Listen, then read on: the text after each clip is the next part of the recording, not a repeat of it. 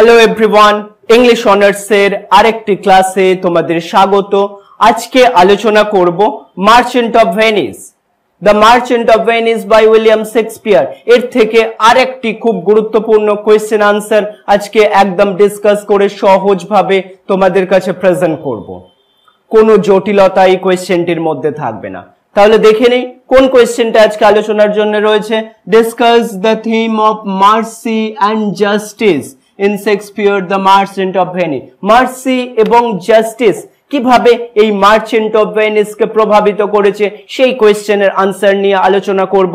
কোয়েশ্চেনের আনসারটা কিন্তু খুবই গুরুত্বপূর্ণ এবং যদি সঠিকভাবে লিখতে পারো এই আনসারটা থেকে 70 to 80% নাম্বার কিন্তু তুমি পেতে পারবে, যদি গ্রামাটিক্যাল মিস্টেক বা স্পেলিং মিস্টেক কম করো বা না করো। ঠিক আছে, তাহলে আজকের এই কোয়েশ্চেনটার আনসার একবার দেখে নাও। এটা হচ্ছে ফার্স্ট পেজ তোমাদের কোয়েশ্চেনের আনসারের এবং এটা হচ্ছে সেকেন্ড পেজ।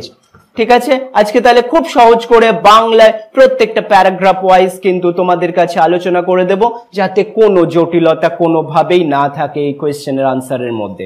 তোমরাও একটু দেখে নাও যারা অনলাইনে ক্লাস করছো। এটা first page and this is the second page. তোমাদের উদ্দেশ্যে একটু বলে রাখি, যারা অনলাইনে প্রথমবার আজকে আমার ক্লাস করছো, আমি এই চ্যানেলে ইংলিশ অনার্স রিলেটেড বিভিন্ন টপিকের ওপর আলোচনা করতে থাকি রেগুলারলি। তোমরা প্লেলিস্টে গিয়েও একবার চেক করতে পারো কত ক্লাসেস এখনো পর্যন্ত করা রয়েছে এবং পুরো ক্লাসটি করার পর যদি তোমার মনে হয় এই চ্যানেলটি ইংলিশ অনার্সের জন্য তোমার জন্য ভ্যালুয়েবল, অবশ্যই সাবস্ক্রাইব করে চ্যানেলটিকে তোমার সঞ্চয়ে রেখো। এবং যদি তোমরা কেউ অনলাইন বা অফলাইন টিউশন অথবা নোটসের জন্য আমার সঙ্গে যোগাযোগ করতে চাও, তাহলে নিচে হোয়াটসঅ্যাপ নাম্বার দেওয়া রয়েছে, অবশ্যই যোগাযোগ করে নিতে পারো।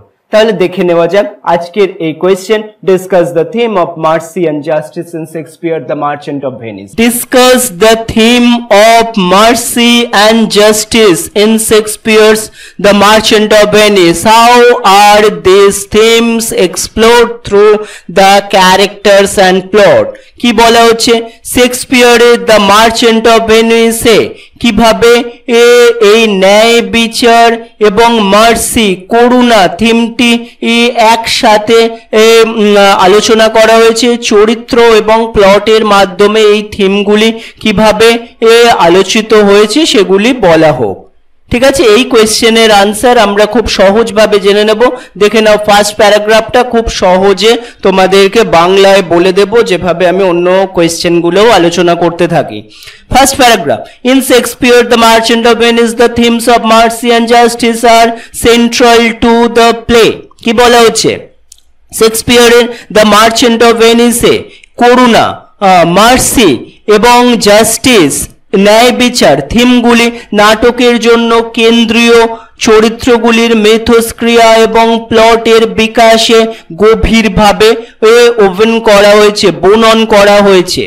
এই থিমগুলো প্রধানত একটি ইহুদি মহাজন যার নাম সাইলক এবং একজন খ্রিস্টান ব্যবসায়ী অ্যান্টোনিওর মধ্যে আইনি দ্বন্দ্বের মাধ্যমে এবং পোর্শিয়া এবং ভেনিসের ডিউকের মতো অন্যান্য চরিত্রের কর্ম এবং সিদ্ধান্তের মাধ্যমে তৈরি করা হয়েছে। নেক্সট প্যারাগ্রাফে দেখো আমরা কি দেখছি।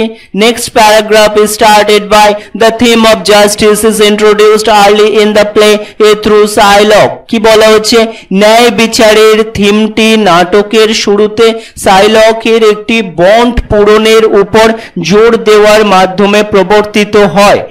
ঋণের জমানত হিসাবে অ্যান্টোনিওর মাংসের 1 পাউন্ড ফ্রম হিজ হার্ট দাবি করা হয়। শাইলকের ন্যায় বিচারের কঠোর আক্ষরিক ব্যাখ্যার একটি স্পষ্ট উপস্থাপনা এটি।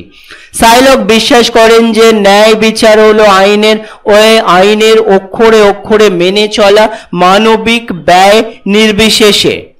ন্যায় বিচারের প্রতি তার দৃষ্টিভঙ্গি অ্যান্টোনিওর প্রতি তার ব্যক্তিগত প্রতিশোধ দ্বারা আরো জটিল হয়, যাকে তিনি মনে করেন যে তাকে আর্থিক এবং ধর্মীয় উভয় দিক দিয়েই এই ভুল করেছে। প্রতিশোধের এই ইচ্ছা তার ন্যায় বিচারের ব্যাখ্যাকে আরো জোর দেয়, এটিকে ন্যায্যতার চেয়ে প্রতিশোধের বিষয় আরো বেশি করে তোলে। নেক্সট প্যারাগ্রাফে দেখো কি বলা হচ্ছে, on the other hand the theme of mercy is most vividly portrayed in Portia's famous courtroom speech in act 4 scene 1।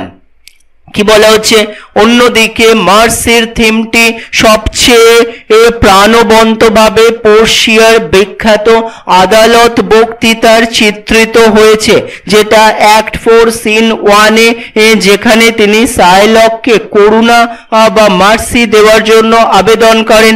তরুণ আইনজীবী বলথারজার হিসাবে ছদ্মবেশী পোর্শিয়া যুক্তি দেন যে করুণার গুণাবলী সীমাবদ্ধ নয়। আমি বাংলা করে সহজে বলছি লাইনটাকে, এটি আকাশের থেকে নিচে এর জায়গায় নেমে আসে। তার বক্তৃতা জোর দেয় যে করুণা বা মার্সি একটি ঐশ্বরিক গুণ, কঠোর প্রশাসনের চেয়ে বেশি শক্তিশালী এবং মহৎ। তিনি পরামর্শ দেন যে সত্যিকারের ন্যায় বিচার করুণার সাথে মেজাজে আইনের কঠোরতার উপর সহানুভূতির নৈতিক শ্রেষ্ঠত্বকে হাইলাইট করে। পোর্শিয়ার আবেদনটি নাটকের একটি গুরুত্বপূর্ণ মুহূর্ত, আইনের কঠোরতা এবং মার্সির মানবতার মধ্যে উত্তেজনাকে চিত্রিত করে। নেক্সট প্যারাগ্রাফে দেখো কি বলা হচ্ছে, the resolution of the trial further explores this themes. কি বলা হচ্ছে, বিচারের সমাধান আর ও এই থিমগুলি খুঁজে বের করে। যখন সাইলক বন্ডের পরিপূর্ণতার উপর জোর দেন, তখন অ্যান্টোনিওর হার্টের মাংসের 1 পাউন্ড দাবি করেন। পোর্শিয়া দক্ষতার সাথে আইনি ফাঁকফোকরগুলি নির্দেশ করে যে বন্ডটিতে সাইলককে অ্যান্টোনিওর কোনো রক্তপাত করতে বলা হয়নি বা লেখা নেই। এই আইনি ফাঁকটি অ্যান্টোনিওকে বাঁচায় এবং সাইলককে শাস্তি দেয়, তার সম্পদ কেড়ে নিয়ে এবং তাকে খ্রিস্টান ধর্মে রূপান্তরিত করতে বাধ্য করে। বিচারের ফলাফল হলো ন্যায় বিচার এবং করুণার একটি জটিল অন্তঃখেলা বা অন্তর্বর্তী একটা প্লে। যখন অ্যান্টোনিওকে রক্ষা করা হয় এবং সাইলককে শাস্তি দেওয়া হয়, তখন সমাধানটি প্রদত্ত ন্যায় বিচার সত্যি পরিবেশন করা হয়েছিল কিনা তা নিয়ে প্রশ্ন তোলে। সাইলক কোনো করুণা পান না, নাটকে আসলেই ন্যায় বিচার করা হয়েছে কিনা তা নিয়ে দ্ব্যর্থক অবস্থান হাইলাইট করে। পরবর্তী প্যারাগ্রাফে দেখো কি বলা হয়েছে, the characters actions also reflects this theme. কি বলা হচ্ছে, চরিত্রগুলির কর্মগুলি এই থিমটিকে প্রতিফলিত করে। তার বন্ধু ব্যাসনীয়, অ্যান্টোনিওর বন্ধু ব্যাসনীয়র জন্য তার জীবন ঝুঁকিতে ফেলার জন্য অ্যান্টোনিওর ইচ্ছা আত্ম আবেদনের করুণার উদাহরণ দেয়, যা ন্যায় বিচারের প্রতি সাইলকের প্রতিশোধমূলক আচরণের সাথে তীব্রভাবে বৈপরীত্য স্থাপন করে। একইভাবে মানে অ্যান্টোনিও নিজের বন্ধুর জন্য নিজের জীবনকেও বাজিতে ধরেন এবং সাইলক ঠিক বিপরীত কাজ করে, এটা বলা হচ্ছে।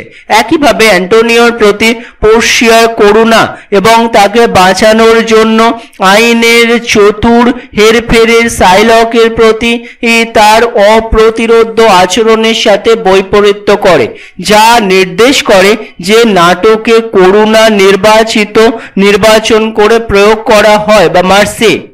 বিচারক ভেনিসে ডেউক, যিনি বিচারের সভাপতিত্ব করেন, রাজ্যের কর্তৃপক্ষ এবং ন্যায় বিচার এবং মার্সির ভারসাম্য বজায় রাখার ক্ষেত্রে তার ভূমিকার প্রতিনিধিত্ব করেন।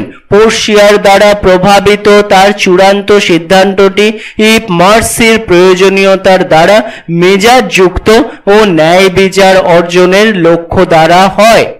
নেক্সট এবং লাস্ট প্যারাগ্রাফে আমরা কি দেখছি দেখো, in conclusion Shakespeare's the merchant of Venice deeply explores the theme of mercy and justice through its character and plot. কি বলা হচ্ছে, উপসংহারে শেক্সপিয়ারের দ্য মার্চেন্ট অফ ভেনিস তার চরিত্র এবং প্লটের মাধ্যমে মার্সি এবং ন্যায় বিচারের থিমগুলি গভীরভাবে আর কি বের করা হয়। শাইলক এবং অ্যান্টোনিওর মধ্যে আইনি দ্বন্দ্ব এই থিমগুলিকে পরীক্ষা করার জন্য একটি বাহন হিসাবে কাজ করে। কঠোর আইনি ব্যবস্থা এবং সহানুভূতিশীল নম্রতার মধ্যে উত্তেজনাকে হাইলাইট করে। পোর্শিয়ার আদালতের বক্তৃতা এবং বিচারের সমাধানের মাধ্যমে শেক্সপিয়ারের ন্যায় বিচার এবং মার্সি প্রয়োগের অন্তর্নিহিত জটিলতা এবং নৈতিক দ্বিধাগুলিকে চিত্রিত করেছেন। দর্শকদের ন্যায় বিচারের প্রকৃতি নিয়ে চিন্তা করতে বাধ্য করা হয়। ঠিক আছে, এই ছিল আমাদের আজকের question. Discuss the theme of mercy and justice in Shakespeare the merchant of Venice. সহজ করে বোঝালাম, আশা করি তোমাদের কোথাও প্রবলেম হয়নি। যদি তাও কোথাও মনে হয় কোনো কোয়েশ্চেন রয়ে গেছে, নেক্সট ক্লাসে আমাকে কিন্তু অবশ্যই কোয়েশ্চেন করতে পারো।